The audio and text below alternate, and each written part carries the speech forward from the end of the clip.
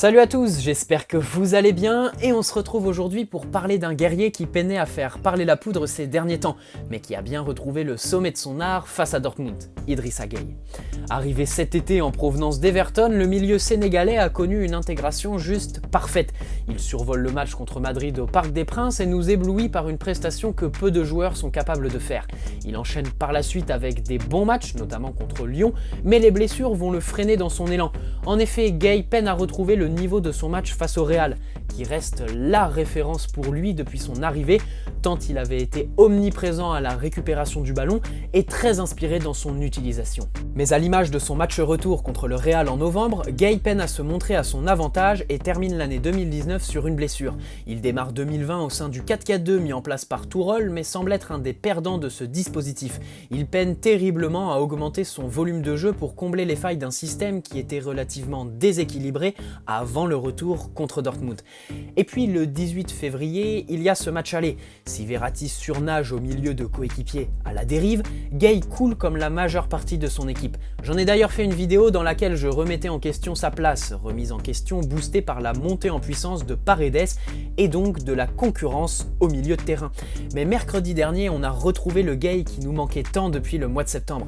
Après le match aller, j'avais décidé de sortir une vidéo pour comprendre le véritable naufrage qu'a vécu Gueye au Signal Iduna Park. Et c'est pour ça qu'aujourd'hui j'ai décidé de vous faire cette vidéo pour rendre hommage à un guerrier retrouvé. En effet, mercredi dernier, Gueye a été impeccable et lorsqu'il est impeccable, on ressent de suite son impact sur l'équipe. Deux chiffres parlent pour lui.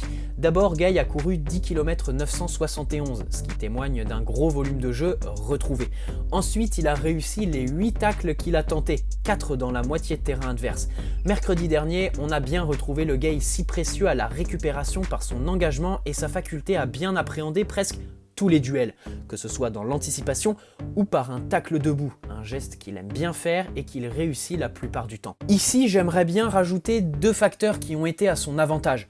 D'abord, le PSG était une équipe solidaire, avec par exemple un Neymar qui a couru presque autant de kilomètres que Gana Gueye, une différence énorme par rapport à tous ces matchs où l'équipe était coupée en deux, avec un Gueye qui se jetait désespérément dans des duels perdus d'avance et qui devait faire face à des vagues de joueurs qui lui arrivaient dessus subitement après la perte de balle d'un des 4 de devant. Tout ça, ils l'ont gommé contre Dortmund, ce qui a permis à Gueye de plus respirer et mieux appréhender ses duels sans partir avec une longueur de retard. Deuxième facteur, la possession. En effet, en Ligue 1, le PSG a le ballon et le 4-4-2 prive Gueye de liberté de mouvement, à la différence du 4-3-3 où lorsqu'il était en relayeur, il pouvait se déplacer où il voulait. Une restriction dans ses mouvements qui l'empêchait jusqu'alors de se montrer utile à la construction. Mercredi, le PSG n'a pas eu la possession et a accepté de défendre bas. C'est ici que Gueye est le mieux pour lui et pour l'équipe. On sait tous qu'en Ligue 1, Paris a le ballon, et donc ce sont des Verratti ou des Paredes qui savent se montrer à leur avantage par leur technique et leur créativité dans ce 4-4-2. Gueye, il lui faut des libertés et de l'espace.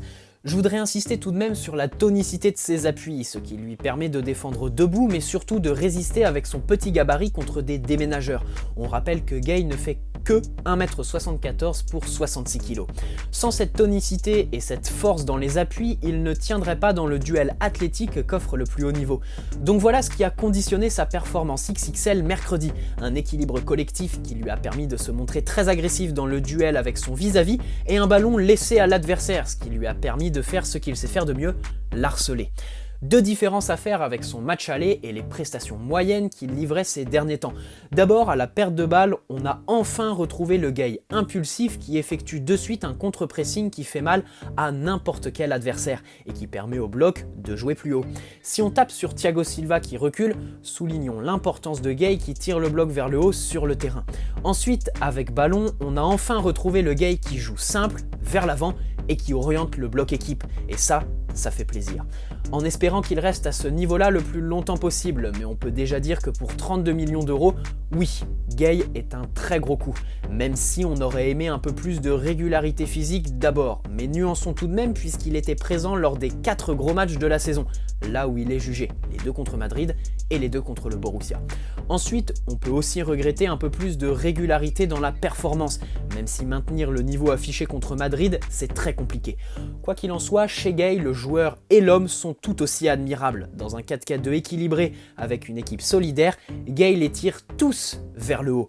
Il est bien le milieu aboyeur que l'on recherchait tant après le départ de Matuidi et au sein d'une équipe où la qualité technique est sur une autre planète. Le guerrier Gay est bien de retour au sommet de son art après Dortmund. Voilà, c'est tout pour aujourd'hui. J'ai voulu souligner sa mauvaise prestation à l'aller par une vidéo. Aujourd'hui, je décide de rendre hommage à ce guerrier qui est bien de retour en force. Rendez-vous demain pour parler de son compère Paredes, mais avant cela, n'hésitez pas à poser un like si cette vidéo vous a plu, me donner vos avis sur Gay dans l'espace commentaire et vous abonner si ce n'est pas déjà fait. Bonne soirée à tous, prenez soin de vous, allez Paris, ciao.